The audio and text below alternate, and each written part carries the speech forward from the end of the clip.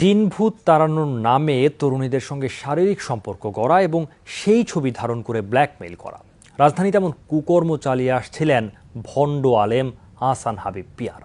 শুধু তাই নয়, দুরারোগ্য ব্যাধিতে আক্রান্ত দরিদ্র মানুষের সহায়তার টাকাও আত্মসাৎ করত এই প্রতারক। এসব কর্মকাণ্ড চালাতো সামাজিক যোগাযোগ মাধ্যম ব্যবহার করেই। যমুনা টেলিভিশনের ইনভেস্টিগেশন 360 ডিগ্রি টিমের অনুসন্ধানে বেরিয়ে এসেছে এসব চাঞ্চল্যকর তথ্য। সম্প্রতি পুলিশ তাকে গ্রেফতার করেছে। আমি আহসান হাবিব পিয়ার, AHP-TV, ঢাকা, বাংলাদেশ। তিনি নিজেকে ফ্রিল্যান্সার সাংবাদিক দাবি করেন। নিজে না ঘুমিয়ে সন্তানের হাতটাকে বুকে জড়িয়ে প্রতিবেদন প্রচার করেন ইউটিউবে, ফেসবুকে। উদ্দেশ্য দুরারোগ্য ব্যাধিতে আক্রান্ত দরিদ্র মানুষকে সহায়তা করা। কিন্তু এর আড়ালে যে তিনি প্রতারণার ব্যবসা ফেদেছেন সেটি বেরিয়ে আসে যমুনার অনুসন্ধানে। মূলত তিনি রোগীকে কিছু টাকা দেওয়ার ছবি প্রচার করেন এবং আরো বেশি সাহায্যের জন্য তার মোবাইল ব্যাংকিং এর নম্বরটা দিয়ে দেন। আর এতেই অনেক মানুষ সাহায্যের হাত বাড়িয়ে দেন, যে টাকা চলে যায় আহসান হাবিব পেয়ারের পকেটে। পেয়ারের বিরুদ্ধে দুই ভুক্তভোগী অভিযোগ জানায় যমুনা টিভির অনুসন্ধানকারী দল টিম 360 ডিগ্রির কাছে। তাদের অভিযোগ আরো গুরুতর। প্রেমের প্রস্তাব দিল, এক পর্যায়ে আমি ইমোশনাল হওয়ার পর ওর প্রস্তাবে মানলাম।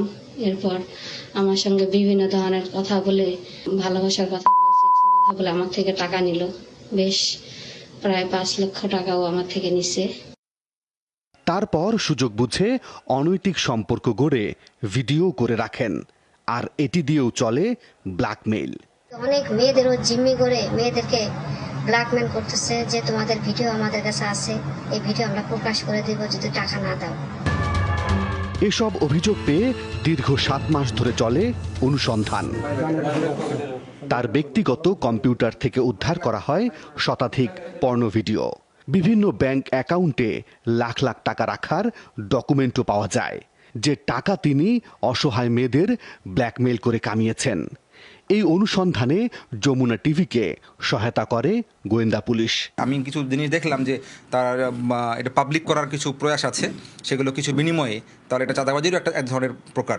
তো এগুলো অনলাইন চাঁদাবাজি, এগুলোকে আইসিটি একটা আছে, আমাদের পর্নোগ্রাফি একটা আছে, এগুলো বিষয়ে আমরা ব্যবস্থা নিয়ে নিচ্ছি। ইতিমধ্যে আহসান হাবিব পেয়ারকে গ্রেপ্তার করা হয়েছে।